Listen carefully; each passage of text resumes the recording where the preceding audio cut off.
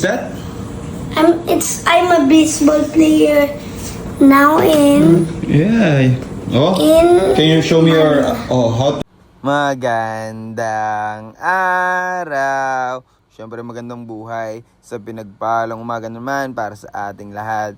Today is the day that the Lord has made. Kaya naman ito, gigising tayo ng sobrang aga para maglaro sa isang napakagandang tanawin at napakagandang field dito sa may Maynila. Ang tawag nga po pala sa field na to ay Rizal Memorial Baseball Stadium, kung saan ginanap ang maraming gera, kung saan ginanap ang napakagandang mga laro, at kung saan mga ginanap yung mga historic na mga panalo, at syempre mga historic na nakakaiyak na pagkatalo. Syempre sa lugar na to ang daming nabuong mga pangarap. Sa lugar na to ang daming mga tao ang nabuo yung pagkatao, kaya sila tao ngayon. Solid! At ayan na nga, balik nga po pala tayo sa usapan. Yan nga po pala ang pumapalo from Tanawan. Yan nga po pala si JL Matanggihan. Siya nga po pala ay napakasipag na estudyante, yung tipong laging pumapasok sa klase. Ang pangarap niyo po pala ay maging isang mabuting guro, yung tipong magtuturo sa mga mababait na estudyante, kasi ranas na ranas niya daw po kung paano maging mabuting tao at maging masunurin na estudyante sa klase.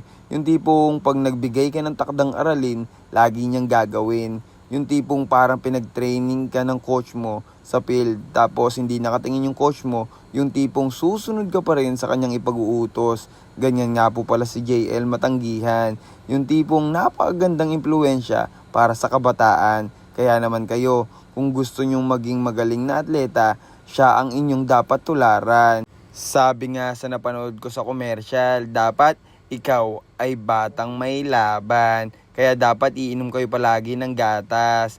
Nakakatulong yun sa pagtangkad at pagtibay ng ating mga buto.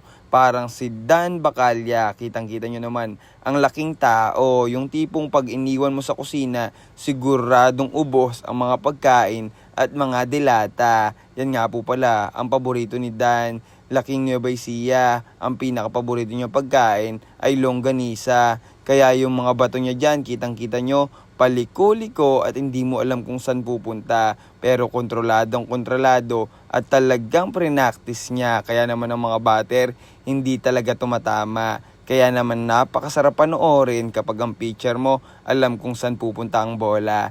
Kaya naman clap clap clap para kay Dan Bacalla, ang tubong Nueva Ecija at ang idol ng mga tiga Talavera. Hindi ko alam kung tiga siya, pero ayan nga po pala si Joro, ang future na baseballista. Hanggang dito na lang.